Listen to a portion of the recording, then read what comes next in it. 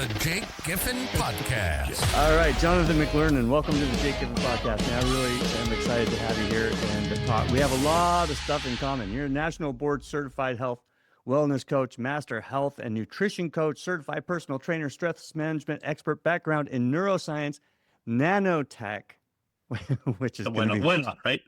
Huh? Yeah, it's a why not.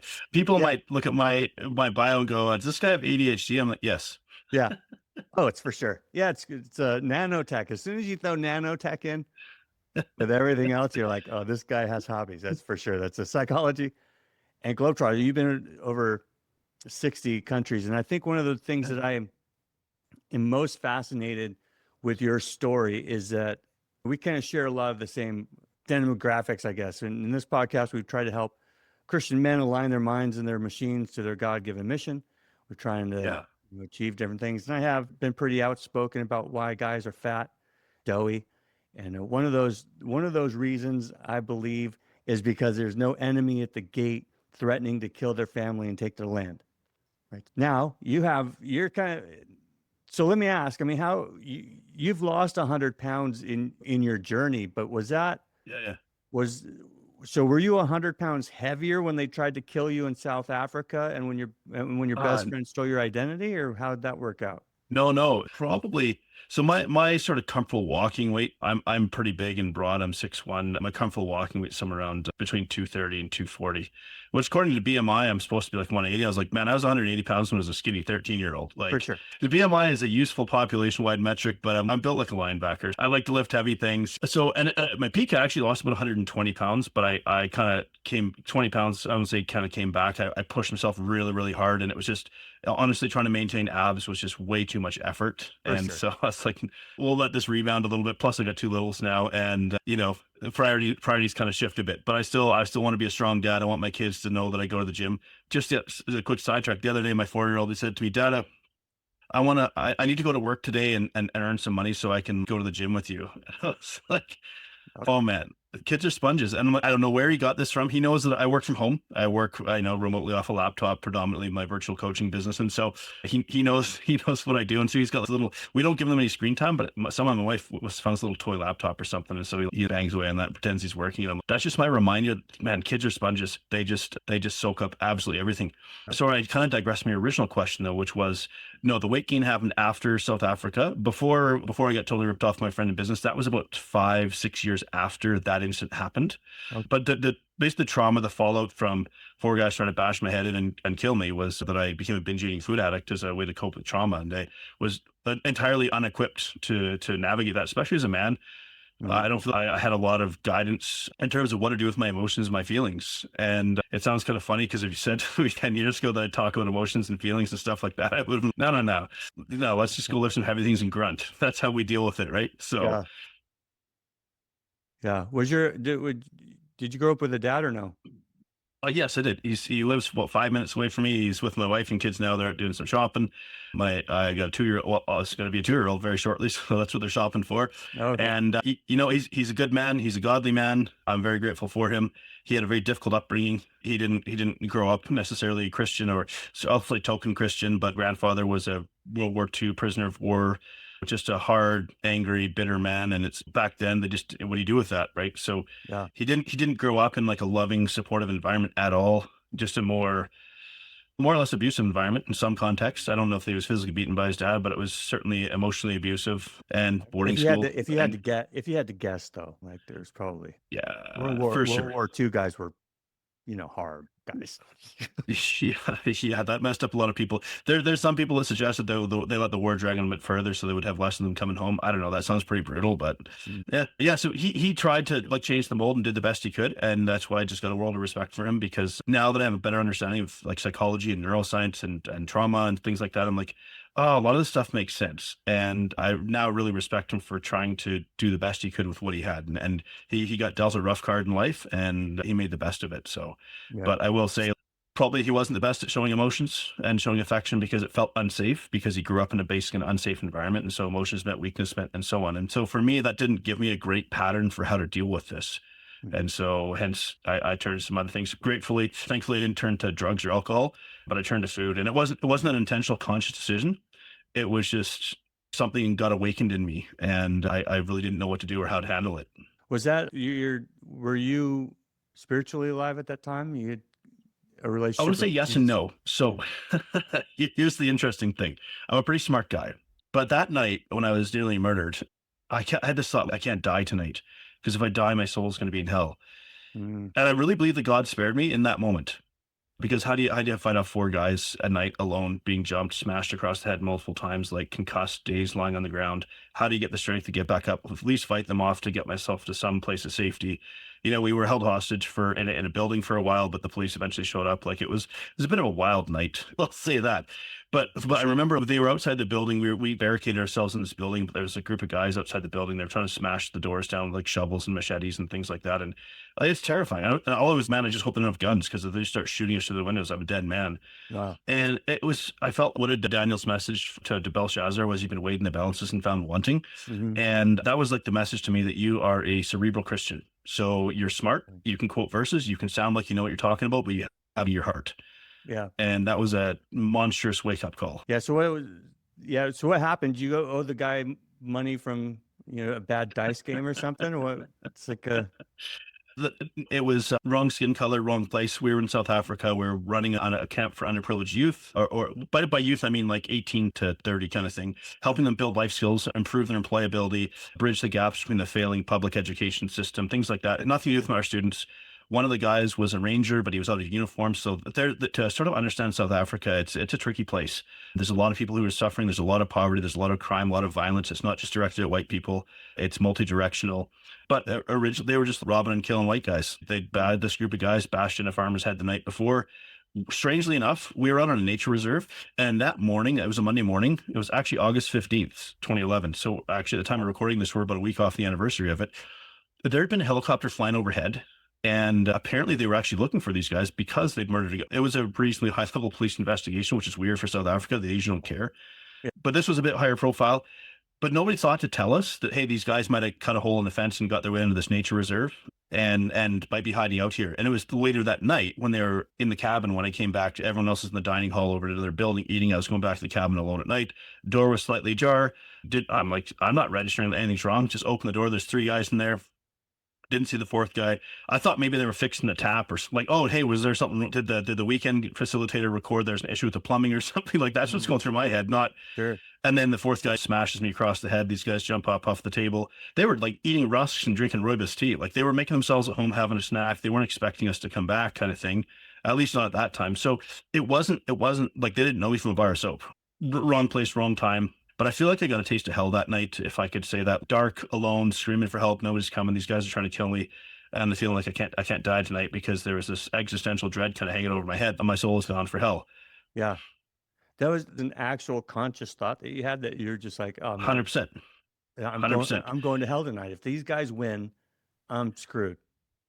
And it's one of those things because in some of my public writings, I have a Substack that I call Wrestling with Truth. And in some of my public writings, most recently, I've been calling out what I call caramel popcorn Christianity. It's light, it's sweet, it's fluffy, it feels good, but it's totally lacking substance. Yeah. And so I think I've coined the phrase caramel popcorn Christianity. That's what I call it. It's out there. But for me, that was like just this massive wake up call. You know how they say time slows down? It kind of does. It doesn't slow down, but my brain was processing things. What is happening? Is this a dream? Is this real? This can't be happening to me as I'm getting kicked and stomped and beaten. What? Yeah. It's just a wild scenario to find yourself in. I don't recommend it. I mean, if you can avoid it. Yeah. Life goes better for you, right? But I will say this, I wouldn't be doing what I'm doing today had I not gone through that experience. And some people hear me talk about it in a somewhat of lighthearted way. I want you to understand I went through probably 10 years of very serious mental health struggles, a lot of trauma, a lot of PTSD, binge eating, food addiction. Tried to push my wife away. I never, not physically, never touched her, but tried to convince her that I was a worthless human being, a worthless man. She deserved better. She shouldn't be with me. She should just go home, go back. She's from Australia. Go back home, go find someone who she deserved, all this kind of stuff. But thankfully, to her credit, as we're coming up on 20 years, she saw through all that and saw who I was, saw my heart, and was like, I will not leave you. And now we got two beautiful kids, right? What do you think? I mean, and I don't want to be flippant about it. So, and I certainly don't mean any disrespect. When you take an ass beating like that from four guys in some foreign country while you're doing good work, I mean, what do you think you descend into? I mean, why they're four guys, right? And Yeah. they're They're drugged South up too. Africa. I mean, they're probably not weak guys. Like they're strong No, guys. Why? and Why? they're drugged up. Yeah, and they're drugged. So why do you think that took? Why do you think you took such a big hit on your own personal self-worth or your own identity or anything because you got jumped by four, you know? Yeah. That I would say there might have already been some of this sort of dormant within me, like Mm, this misunderstood humility and things like that. I was a reasonably confident guy. I'm a pretty smart guy. I was a pretty good athlete. I got injured in a car accident that ended my sort of college basketball career that I was heading for. So I had all kinds of reasons kind of to be confident, but I didn't grow up in a confident household. I grew up in a be quiet, don't sort of household. Like I was the precocious younger child who was always trying to keep up with my brother, the fast thinking, quite smart, but don't show up your brother. Like he was the more, I would say he lacked confidence more. And so I was taught to like kind of hide my light, so to speak, so as not to outshine him, to not damage his confidence. So then you put that as the background into like you go through a situation like this, or I went through this situation and yeah, some reason I just fell into this sort of sense of worthless despair. Like, why is my life out of control? Why can't I do anything about this? Why do I feel so helpless in this? Like I'm supposed to be smart, I'm supposed to be capable, and I didn't understand what was happening. And so I think the story that I came up with was like I must be worthless because I can't, and I must be like not nearly as smart as I thought I was because I can't seem to regain control of my life. interesting. So you're in a place arguably you've never been before. Mm. You get jumped by four guys, and your response, at least your response was, "I'm not good enough or smart enough. This shouldn't have happened to me." Not so much it shouldn't have happened to me, but this shouldn't be so hard to deal with. Wow. The yeah, like the Yeah, fallout because that from it. like from like a passerby, like from my standpoint, I'm like, yeah. I mean, that's fully what I would expect to happen to me. I mean, I can take care of myself. I can't take care of Mm-mm. myself from four guys to get me in a surprise. Yeah. Well, and I think there was also this sense of grave injustice. Like I got jumped at night, outnumbered, caught off guard. Like I was wearing flip flops and sweatpants and a t-shirt. Like just we were connecting with our students. We're loving the work we were doing. Like I was just on top of the world. We were hanging out in Africa with the monkeys and giraffes and the wildlife on this nature reserve, kind of living the travel dream. And just boom, all of that got unseated. So there was this sense of like monstrous injustice. Also, there's a lot of rage that I had dealt with. And what might surprise people, it kind of surprises me when I say it out loud, but like probably about 6 months later, I started the process of forgiving those guys. Yep. And it was really about the mental exhaustion that comes with being angry all the time and wanting to kill people, but not actually wanting to kill people because I'm a really like a genuinely a pretty nice guy. And it was this conflict that I was keeping bottled up inside, all this rage. I was trying not to show it to people. I was trying not to let them know all this massive internal turmoil. So now I'm just bottling it all up and just suffering and suffering. And I was like, actually, before we left South Africa, I was close to probably setting traps in the house that was we were getting robbed frequently. Your house gets broken into, they just steal stuff. I was going to set some traps and basically capture a couple of guys and torture them. And I was like, that was when I was like, So holy you beep. got the full dark side. So the dark side's Yeah. there, man. So I was like, I wasn't gonna just capture them. I was gonna capture them and torture them in some way. I was gonna, and it sounds wild to say it out loud again, right? Because, but it was like I was trying to take back something that was taken from me. I wanted them to feel what I felt, and that was in some way supposed to be me regaining what was stolen from me, like my power, my autonomy, my all these things, and I was somehow going to take it back. But when those thoughts really started entering my head, I was like, we have to get out of here. Like I can't stay because either I'm going to get killed or someone else is, and either way, like my life is going to be forever ruined. Because we thought, okay, we're strong, we can deal with this, we'll keep doing it, we love our work, they're not going to win, all this kind of stuff. Like my wife was with me, she wasn't attacked, but she was part of like being trapped in the building with these guys trying to beat the doors down with machetes. But so she was traumatized too in a different way. Like she saw me stagger through the door, face covered in blood, all that kind of stuff. But there comes a point where you go, like, we just, I gotta leave. So actually went back to Australia. I worked on a cotton farm for a few months, just kind of hustled my butt in the heat of the Queensland heat, hard physical labor. It was probably a month of living in, I say, bumfart nowhere, this little town in the middle of nowhere, Queensland, on a farm. yeah. Before I could go, oh yeah, people aren't coming to kill me tonight. Like How it was long did that just take? probably about a month where I was like, I don't even have to lock the door because there's nobody here. There's snakes, there's bullfrogs, or they're cane toads. There's all these birds, but there's nobody coming to kill me, right? Yeah. No one even lives here. I'm in the middle of nowhere on this Oh. farm. There's the family that hired me, but they're good Christian people. They're nice people. But I mean, it's like I couldn't rest. So part of the reason why there was such dramatic weight gain as well was this sort of compounding trauma and stress and not sleeping and compulsive overeating, and it was just this horrible storm. And I didn't even know what kind of help to get. Like because I don't know, what do you do? Shouldn't I just pray more? Like, why can't God fix me? Yeah. And so, yeah. What do you think that, I mean, I can kind of, from a neuroscientific, from a neuroscientific We have a standpoint, new word. yeah, whatever that means. Everybody who listens to the podcast understands the kind of nonsense that comes out of this space from time to time. From a neuroscience standpoint, it seems to make sense to me that you're in a place, you're clearly vulnerable because you're wearing flip-flops. You're not expecting any altercation.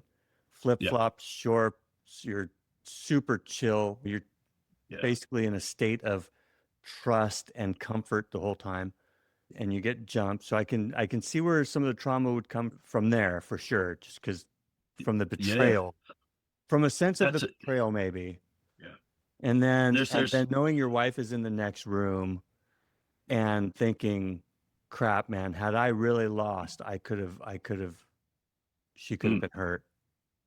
Well, she said I was nearly a widow that night, and people often hear my story and forget about hers. Yeah.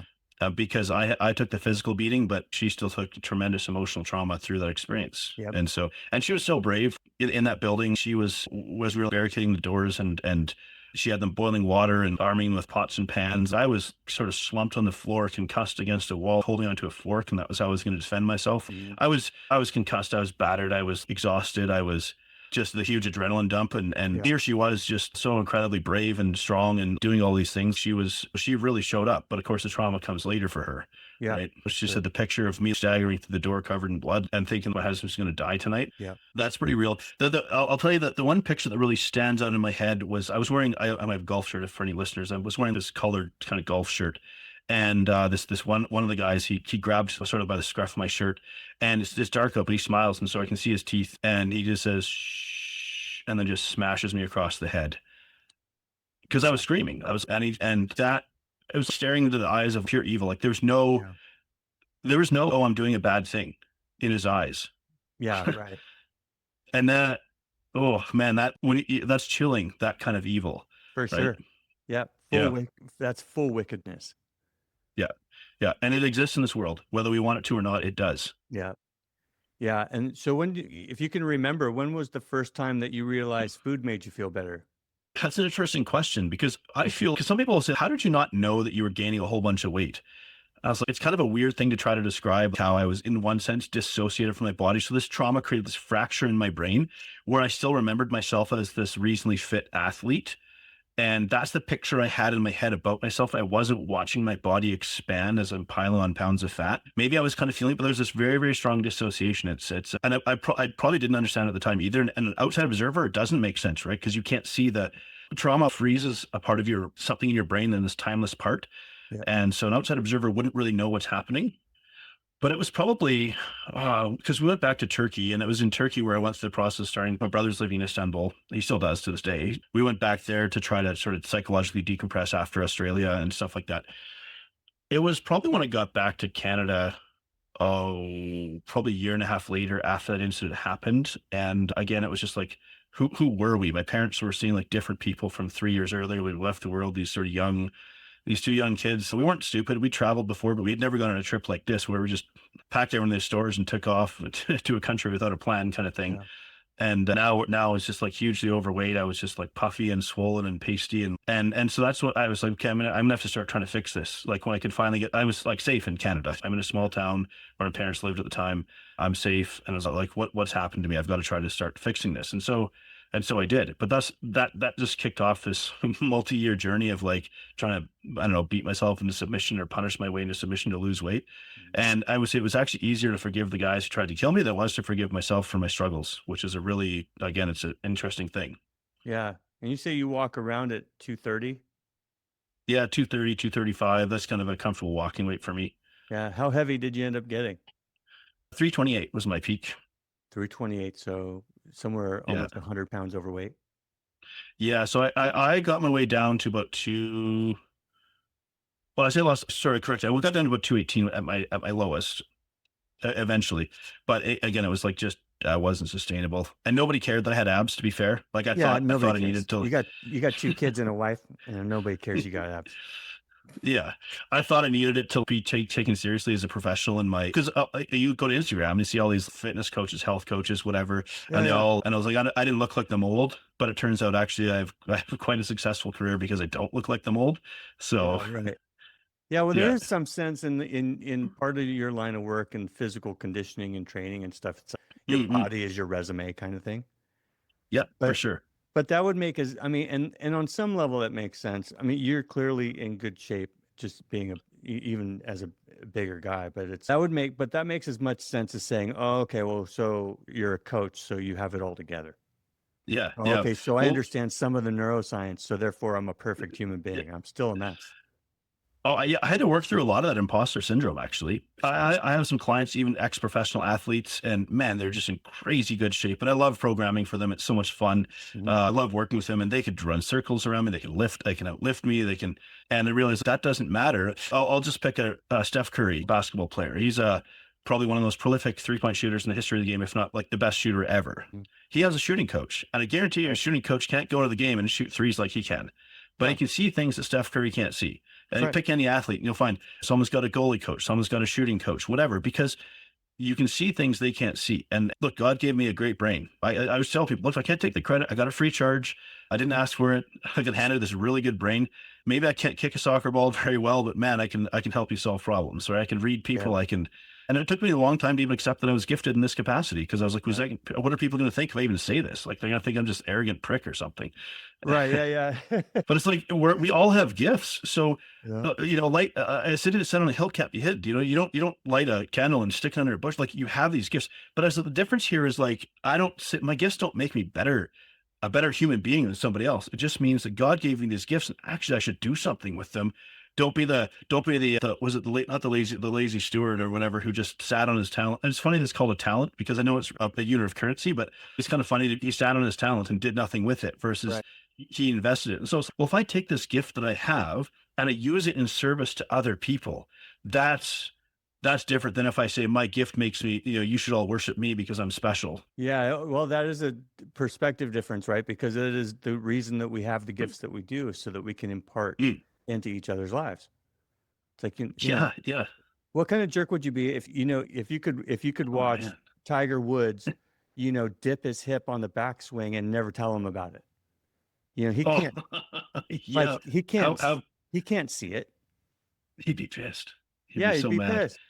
You're like, Like, how do you not? Yeah. yeah. Oh, I've been watching you screw that up for years, dude. And yeah, well, you didn't say anything. Yeah, I didn't. I feel like you're a better golfer than me, so therefore I wasn't allowed to tell you that Yeah. you're throwing your hip back or whatever. You're like, well, that's stupid. It's funny when you said, what kind of jerk would you? Here's where mine first went.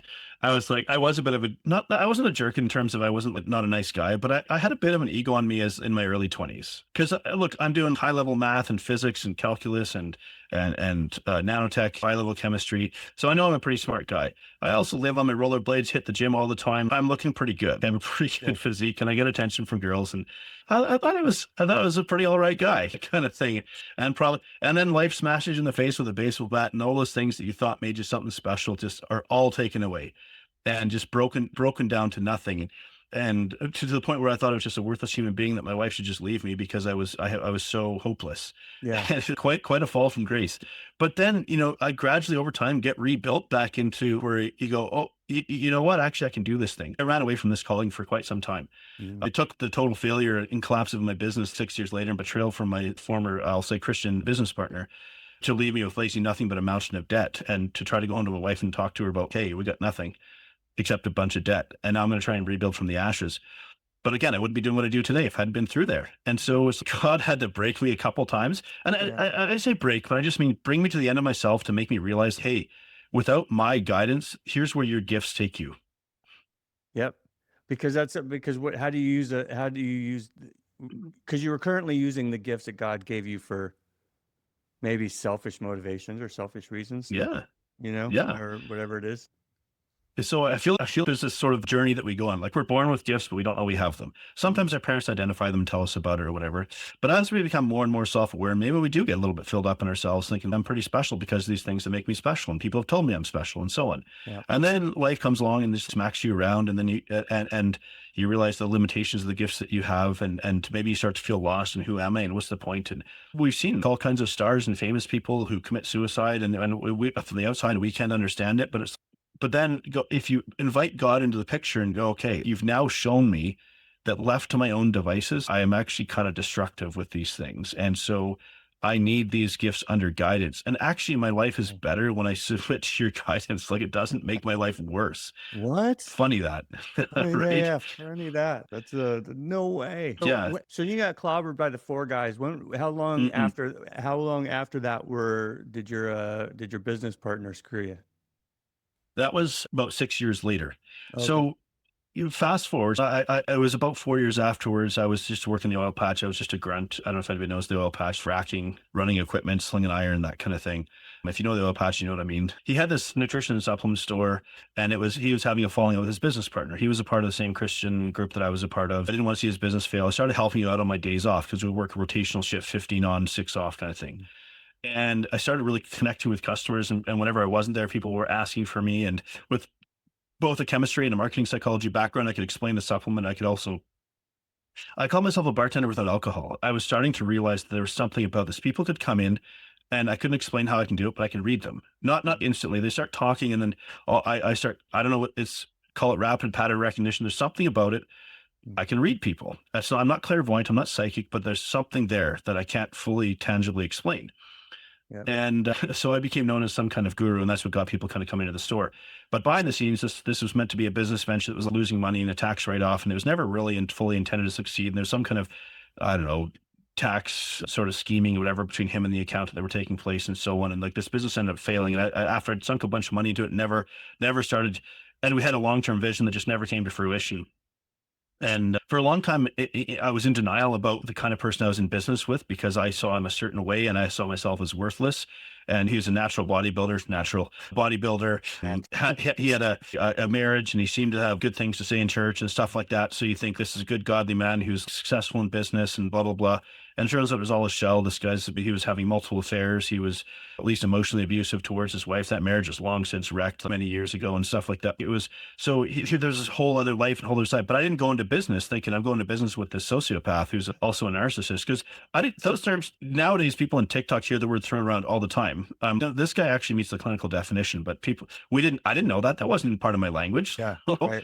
And so my wife was spotting stuff way before I was. And I was like, no, that's not the case. He's my friend. He does these good things, blah, blah, blah. And it's true. He would do some good things. Mm-hmm. He would, but it's always to put you in his debt. It's always to keep you under his thumb.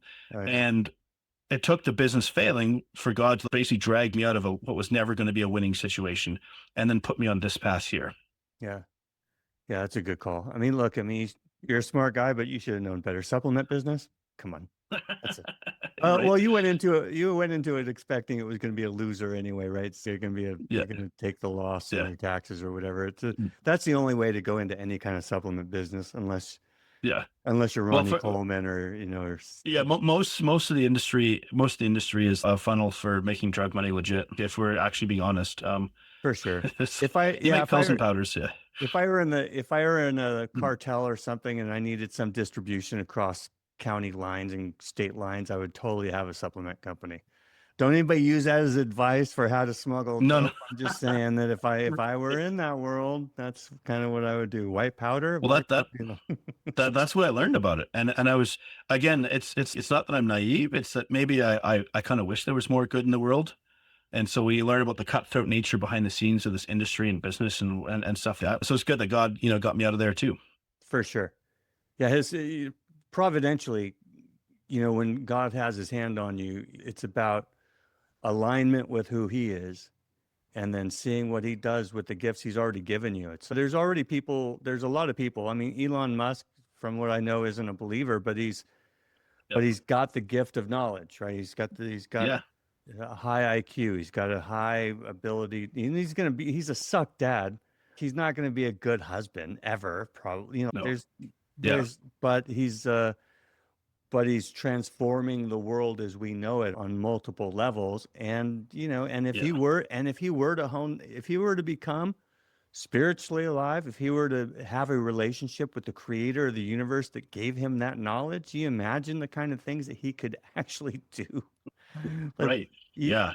you know, what is I mean, you don't hear very often about nanotechnology. It's being trumped by AI and supercomputers and, quantum and Mm-mm-mm. everything else. What is your, what did you stumble across nano for?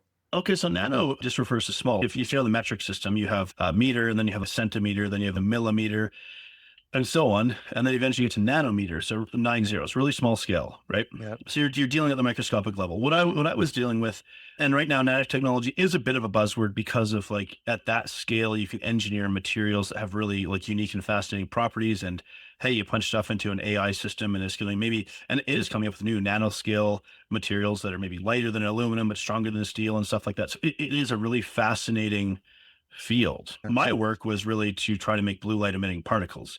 For the, so if those who understand chemistry, like you can take an electron and if you energize it, it jumps up to an orbit and falls back down. When it falls from one orbit back to another orbit, it emits that energy from dropping down in the form of light.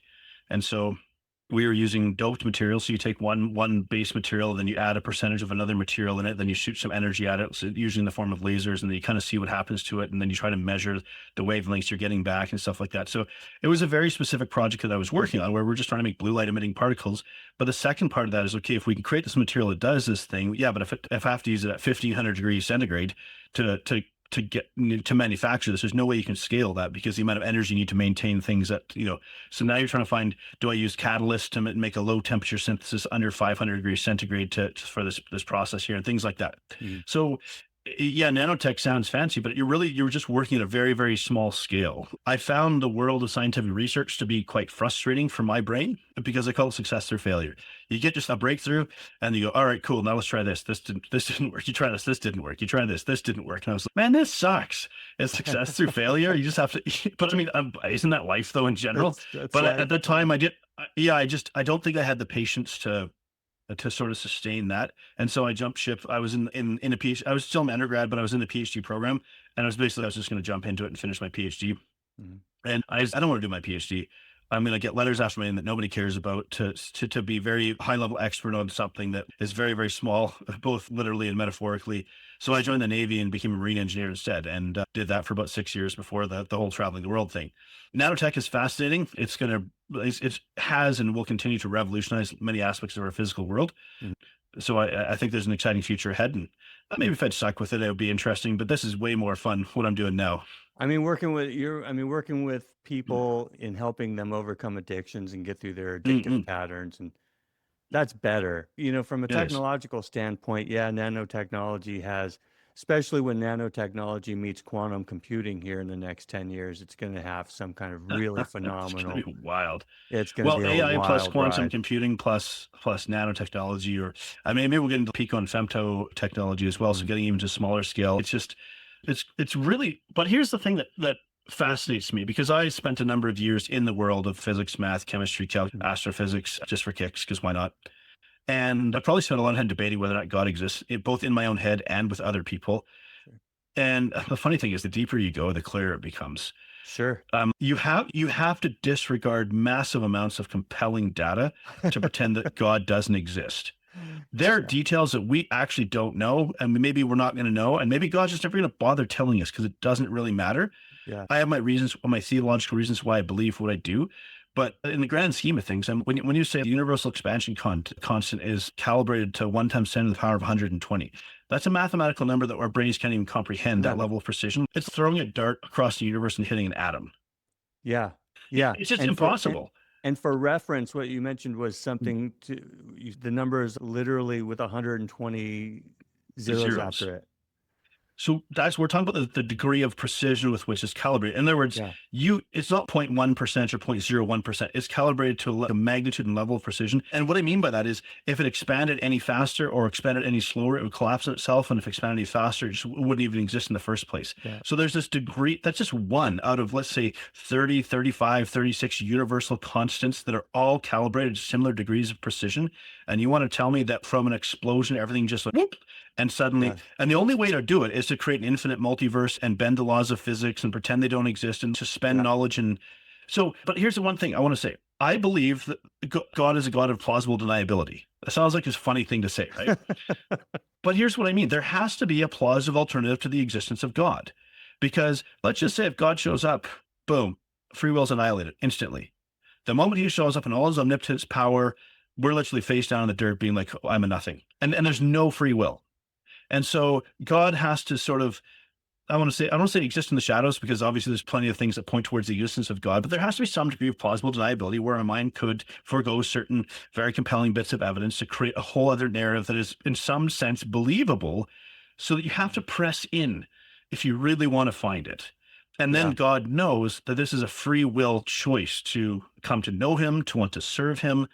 And so, but from a scientific perspective, it's just, to me, it's funny because I've listened to all the arguments, and people they major in the minors, they get caught up in the details of sedimentary layers of this one place on Earth. That means you're skipping all the big questions and just zeroing on this, which essentially ends up being irrelevant detail. I don't mean to dismiss, a paleontologist or a geologist's entire life's work in one fell swoop. Yeah. But I mean, you can't answer consciousness. You can't answer life. You can't answer the formation of DNA. You can't answer the existence of matter itself. You can't answer why the laws of the universe work. We know they're there. We know how to work with them, but why do they work? Why do they even exist? There's these big existential questions that simply cannot be answered. Yeah. And Dude, you have people that can't even figure out how a single cell in the human body operates. This is still, they're still being eluded by this concept of this little machine or this little one cell thing that does something. They don't really know how it works. So they don't know how the single cell works really. And but they're making up stories about things they can't see that are 200 light years away. And you're just going, What's kind of funny is I live in Alberta. That's north of Montana for American listeners. West Coast Canada. Yeah, exactly. We're on the east side of the Rocky Mountains, but the second province from the west. And not far, about an hour and a half from where I live, is a town called Drumheller. It's called the dinosaur capital of the world. They found more dinosaur bones there than anywhere else in the world, and they found some complete skeletons and things like that.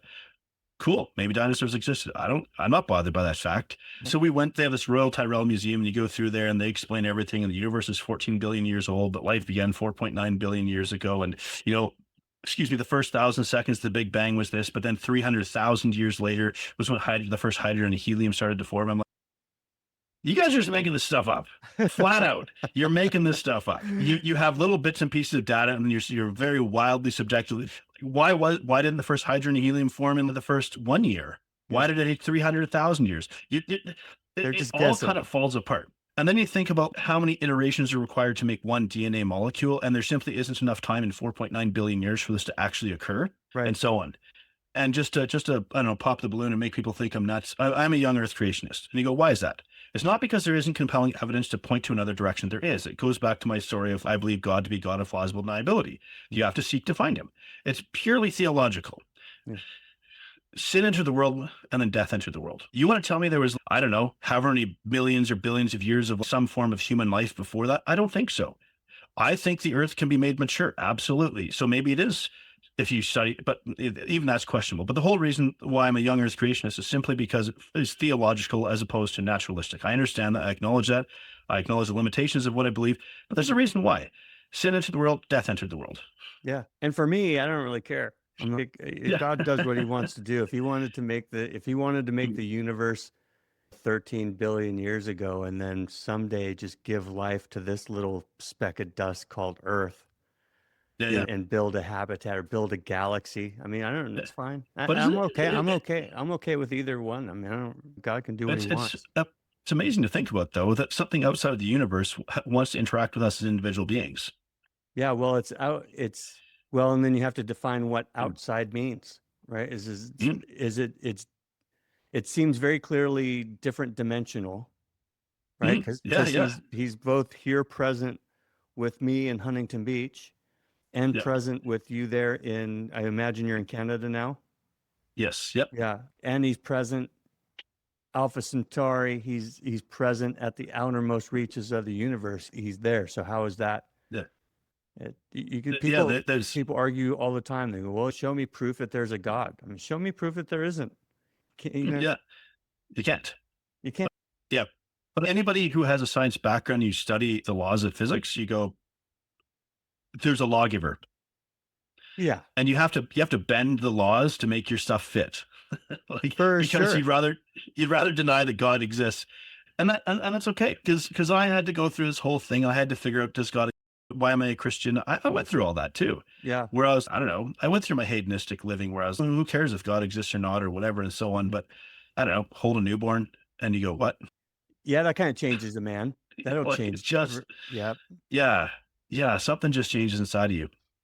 yeah. I go, it's funny. It's why I lift weights, right? I need to be strong for these kids. And I'm an Yeah. old dad. I'm 43 with a 4-year-old and a 2-year-old, right? Yeah, you got to lift heavy and be in shape because Yeah. 43, These kids can run. Yeah. Yeah. Yeah, you're 43. So, By the time they're in high school, you're going to be in your mid 50s. yep. You're going to have to keep up. That's the thing is when I talk to men, especially men who have addictions, and a lot of men have various addictions from food to porn to Absolutely. whatever they're dealing with. And what I find interesting is being both a coach and a Christian, we have this unique position of knowing the one who created the brain. Yeah. Yeah. That's right. Right. It's so I've been in Christian circles for the better part of the last 30 years. And I can tell you when people bring up psychology in a lot of churches, they talk about, well, that's all psychobabble and that's all whatever. And they discount it as though the brain, the heart, the seat of emotions, intellect, and will, when we have all these things, as if God himself didn't create the brain and the neurochemistry that fires in the Yeah. way that it does. They pretend like it doesn't exist, like, oh, that's psychobabble. But when you put when you take your psychology, whatever school of psychology you came from, and I've looked at, studied things, I've read Jung and Freud. I haven't studied them. I've studied transactional analysis, all the elements of neurolinguistic programming. You take all these things, family counseling, and you go, who's right? And you go, well, I mean, let's take the conglomeration of those things and compare them to what Scripture says, and then we'll just believe what Scripture says about the mind. And then when you go into the Bible and you start looking at all the times that it talks about consider yourself dead to sin, consider sin dead, set your mind on the things above.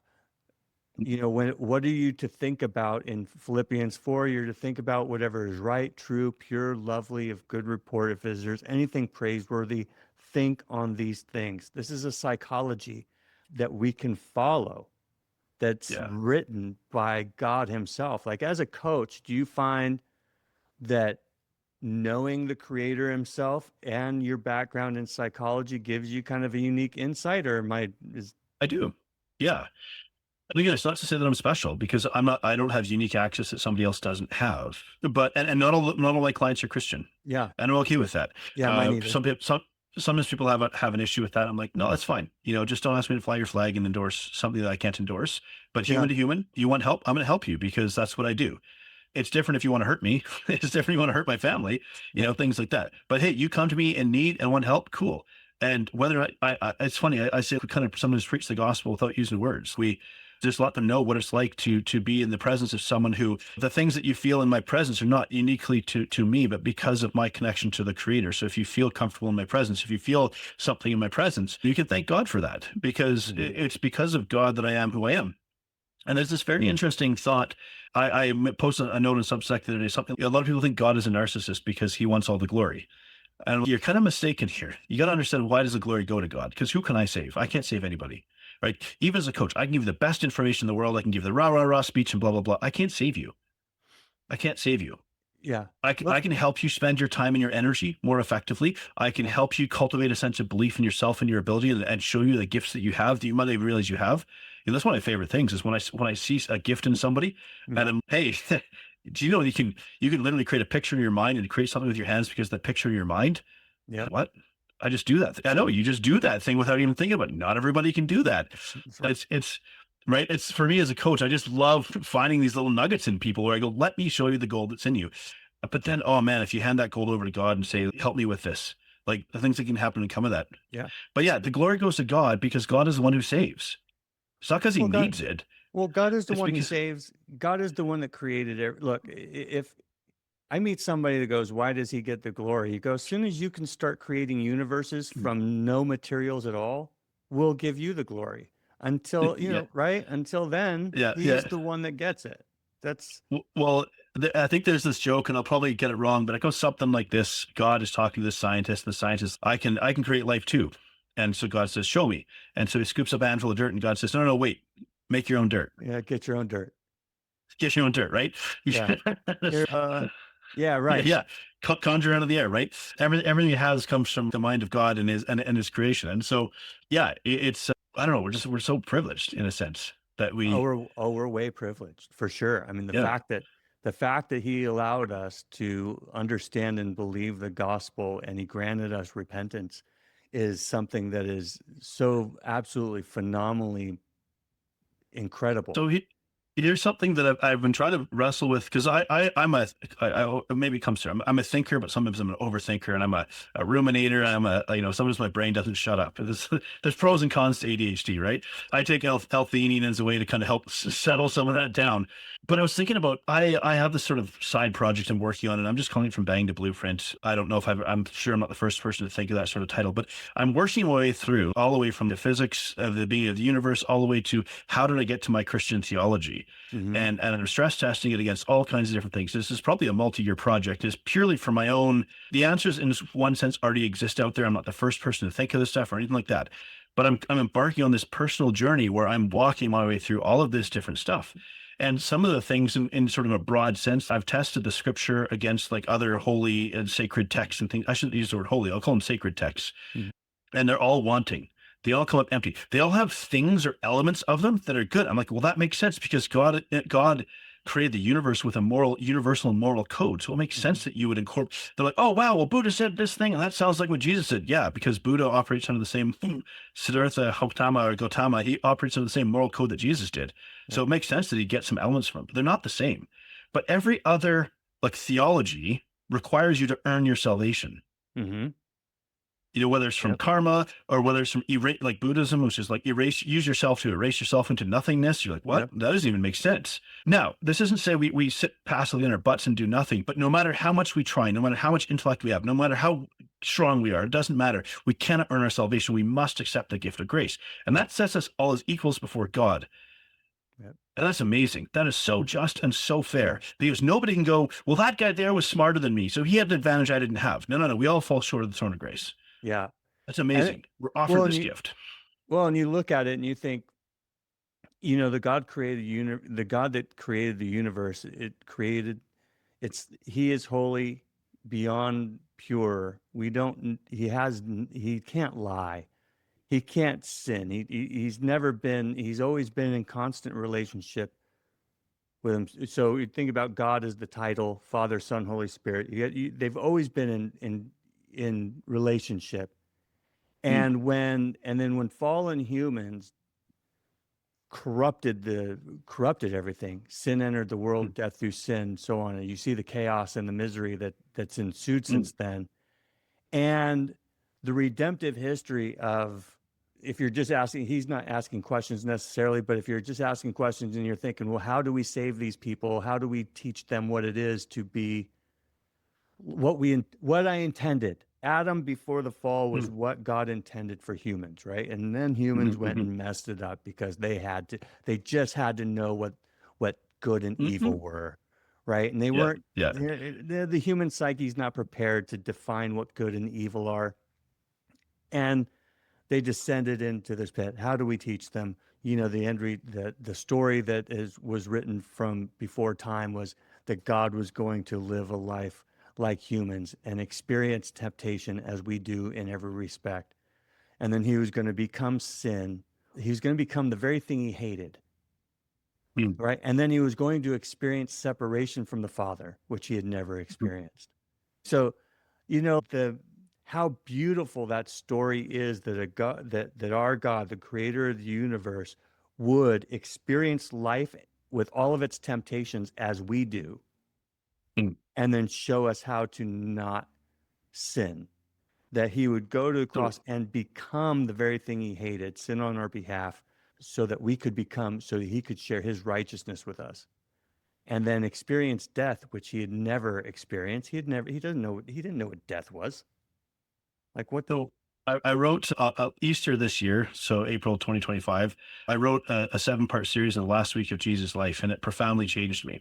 And I will tell you the article on the crucifixion, like I've read about it many times before, but I wanted to walk through it in my mind. I wanted God in spirit to walk me through it to a level of understanding that even now when I read my own article, it's almost not like it's my own words. I tear up reading it. And here's what I try to say to people. I say, here is a man who had all the power of heaven behind him. God had granted him all the power of heaven. He could have called down 12 legions of angels. He could have called down all the power of heaven and just struck fear into these people. He could have tortured them to death. He could have showed them all the might and brutality and power. And instead, he used that to yield his own spirit to be subjected to the most brutal form of torture and death, and refused even painkillers because he wanted nothing to cloud his judgment, because he had to complete the sacrifice. Mhm. That's love. So we hear about love like it's a sentimental Hollywood, like rom-com sort of BS, frankly. Like, oh, Yeah. I know I played my guitar into the window of this girl, or I bought her a bunch of flowers. That's not love. Yeah. That's and it's like, no, and we as men, especially, it says husbands love your wives as Christ loved the church. I don't tell my wife to submit. No, Yeah. I don't say a word of it. But the Right. funny thing is, when I submit myself to God, when I submit my strength and my power and to God, like there's a natural order that falls into place. I make it safe for her to do that. Well, I'm called to be responsible as her provider, her protector. And it's, but how did Christ win our hearts? He didn't beat down the door to our hearts. He laid down his life through sacrifice to win us over. He would not use that power to bring us into submission through fear or coercion, but to earn it through love. I Yeah. think, man, when I think about the sacraments on a Sunday morning, I try to remind myself that Jesus right now is sitting at the right hand of God as our advocate, interceding for us, saying, I died for this one sin. Yeah. I mean, in this moment, he's doing that. Yeah. It's love beyond our comprehension. But and so what are we as men called to do? We're called to love like Christ loved. Yeah. And it's this powerful, this strong, and so it's funny because I go back to why do I go to the gym? I'm cultivating the strength that God has given me to be the man that God has called me to be for my wife, for my family. I'm sacrificing my body in one sense to provide for them as best I can. Without God's power in my life, I go back to being a fat, binge eating food addict. It sounds harsh to say that, but I'm like, But the thing is, I true. needed God's help in this, right? Yeah. Well, I go to the gym. I try to eat right. I try to stay in shape because when God calls me to mission, I want to be prepared to take the opportunity when it comes. Yeah, And yeah. and when God calls me to defend my household, I need to be ready when that comes. I'm like, it's twofold, right? I'm here to protect and love my family in a way and that is protecting them. Like if you come into my house meaning harm to my family, I'm going to Mm-mm. cut you into little pieces. It's going to be a Yeah. big mess, and that's Mm. why I go to the gym and I stay close to the Lord, and Yeah. and I want to be around for my family, and that's what men. I focus predominantly on men. I coach men. Mm. Look, I can coach you. If somebody's an atheist and they have goals and things they want to achieve in their life, that's fine. It's conditioning and programming, right? You can condition and Mm. program people. Coaching is not even about us as Mm. coaches as Mm. much as it's about the client. However you guys want to get there, we'll listen to You want to be a vegan? I'll help you be a really good vegan. I probably won't right. be one. Yep. And we'll figure out how to reprogram and recondition your flesh to accept veganism as some kind of viable source of nutrition or whatever. And Yeah. we'll completely help you ignore the fact that you're massacring tons of squirrels and gophers and everything else in your attempt to be kind to animals. That's cool. We can totally do that for you. That's You don't have to be Yeah, a yeah, Christian. You don't have to be a Christian or to be coached by Johnathan or even yeah, myself. It's just one of those, but yeah. if you are if you're a fat doughy guy and you need help with your overeating and your addictions, man, Mm-hmm. John, you have those tools. What do you think, just in the last couple of minutes, man, what do you Yeah, think yeah.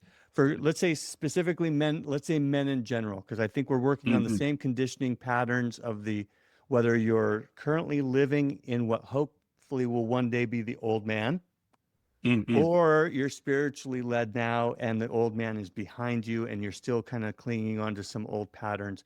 What do you think is probably one of the biggest triggers men are using right now to satisfy themselves with food? Basically, I'm going to use the catch-all term of junk food. You're either looking for, but basically, it's going to be some form of carbohydrate plus salt plus some sort of fat to make it smooth and palatable, minus protein. Yeah. Yeah. That's the key feature, right? The meat, the flesh, the thing that makes you strong, the thing that's been making human beings strong since the beginning of time. That is devoid of that, and it's the irony is not lost on me in one sense. Here's one thing I said to people: I'm going to meet you with compassion. So what is compassion?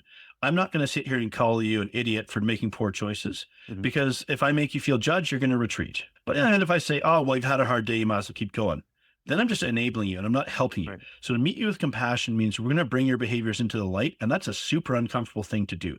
But we're going to do it from this place of compassion, the same way that Jesus calls us to come and confess our sin. When we come and confess our sin, and I'm not trying to say I'm like Jesus or I'm a confessor. I don't mean that. Sorry, I'm just making analogies to clarify for people, right? But a I similar don't think anybody principle. took it like that, by the way. That's Good, fine. good. When you come and you share with me your struggles, I'm not going to beat you down because of it. I'm going to sit there with you in compassion, but compassion is not about saying keep doing the thing that's killing you. It's about saying let me help you so we can get past this thing that's hurting you and get you to this place of strength and power and place where you just love what you're doing and you love your body as a temple. You love honoring God through it. And so let's help you through it. I'm not going to enable you. I'm not going to beat you down. I'm going to walk with you. Yeah. Well, and help define what you really want. Do you really Yeah. Yeah. what is it that you want? Do you want, oh, well, I want to be 50 pounds lighter. Why? Well, so I can do this, and really chunking it down and getting a vision for it, because some people say, oh, well, I want to lose 100 pounds, and they don't really want to lose 100 pounds. So No. it's better to help you find out if you That's the really answer want I'm to lose it. supposed to have. So it's really figuring out what you really want and then aiming towards it. Classic conditioning the flesh is the same whether or not you're a believer or not a believer. If you're an atheist or you're a Christian, it's when you condition the flesh to expect certain rewards for certain behaviors, and then you program it in. I mean, I find the biggest struggle is with the guys that are addicted to sex or pornography, because Mm, those 100%. trigger there's 1,000 different triggers those guys are following.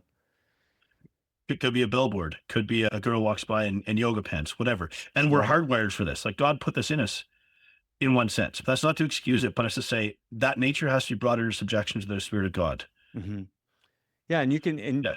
you identify what the triggers are. I mean, it's a chick in the yoga pants or whatever, and then Yeah. that sets off an algorithmic effect of, I see the Yeah. yoga pants, I think this thought, I want to do this Mm, outcome, right? yeah. And if you can hijack that process and you reprogram what the trigger means when you see yoga pants, then you can start Yeah. Yeah. changing what the responses are. And on the flip side, here's what I'll say. I've been married for almost 20 years and I make my wife, the object of my desire. Yep. She's not a supermodel. Doesn't matter. Doesn't- Yep. It doesn't matter. I nurture her. And you know what? The more that she feels loved and cared for and nurtured, is she wants to take care of herself. Yep. There's no shaming here. There's just, hey, I'm going to make you the object of my desire. I'm going to make sure you know it. I'm going to keep that spark alive. I'm going to keep nurturing. I'm going to take care of myself. So, and that's where I'm going to take that drive that's within me. Is I'm going to direct it towards you, because that's one of God's greatest gifts. Mhm. Intimacy with our wives and our partners. Yep. So let's steer that in the right direction. Let's not say that shouldn't exist. Let's steer it in the right direction and take the gift that God gave you. Yeah, it's important. And in order to do that, I think I've started incorporating this into my thinking for future premarital counseling and things like that. And that is that because when you take in the classical conditioning principles that Pavlov unraveled, and what we find in our flesh, the patterns, I'm starting to tell young men, men and women, it goes both ways. Mm-hmm. It's do not really make it your aim to not orgasm outside the presence of your wife, because that builds it. That builds in save it for my wife. Yeah, I tell same. myself all the time, save it for my wife. And so if I'm feeling that urge, I'm going to send her a text message or something. If I'm in a different room or whatever, and just be like, hey, I'm thinking about you. Yeah. And it's amazing what it does. And it's not about having bodies that reach peak physical perfection. Porn distorts what you think beauty should look like. Yeah. It doesn't matter. But I can tell you what, I do that. I just sent away from my essence this morning. I said, hey, that dress you were in the other day, so I forgot to remind you how much I liked it. Yeah. Little things like that. Yeah. And it trains your flesh, it trains your body to expect a result from her. Like, you don't get gratification, you don't get that kind of reward from anything else. It only comes from this one woman. Imagine if I didn't go to the gym and just expected to look jacked. It's not going to happen. If I want intimacy from my wife, I'm going to create the conditions where she feels safe, desired, loved, and welcomed. And she's given birth to 2 kids. Yeah, her body changed. Doesn't matter. You're the one that I love, and so I'm gonna steer towards you. Yeah, and don't let your flesh, don't let your body, don't train your body to expect that kind of satisfaction from anything else. No, like that's she it. so she is the jewel of that affection. She is, and then that's where really I got out of the classical conditioning and all the neuroscience training, which is you're thinking about, oh yeah, we're training our flesh like they're dogs. Mm-hmm. Yeah, yeah. And well, and I was going to say one last thing to note here is that it's an uphill battle. We live in a world that is basically putting every vice in our face and trying to tell us it's a good thing to indulge. Yep. The commandment to self-denial has never been more valid than right now. And I tell you what, self-denial is the one that gets the most pushback, right? Hey, if it feels good, why can't I do this thing? Because here's why. The path of constant pleasure or hedonism leads to addiction, and addiction leads to death. I can tell you that because I'm an addictions counselor. Yeah. The commandment to self-denial is about saving your life and making your life better. Yep. Well, on that note, where can people reach you? And then I'll obviously put everything in the show notes. Yeah. So freedomnutritioncoach.com. That's my website. I will say the data on there, it's probably a little bit out of date. I have a couple of other programs that I've trademarked that are working on the addictions counseling space, but I haven't quite published them yet because I'm still in I'll call it the research phase of them, but I've already trademarked some on some good things. So freedomnutritioncoach.com, that's the best place to find me. Social media at Johnathan McLernon. At Coach John McLernon or at Freedom Nutrition Coach. On Substack, Wrestling with Truth. You'll find me there writing more about the Christian side of things. That's my outlet for that. Yeah, you gotta have outlets, man. Thanks for joining us here, Jonathan. I really appreciate it, man. Yeah, it's been a pleasure. If you enjoyed this show, make sure to subscribe and leave a review. For more information about Jake, log on to jakegiffin.com and find him on all social media platforms. Until next time, peace and power be yours.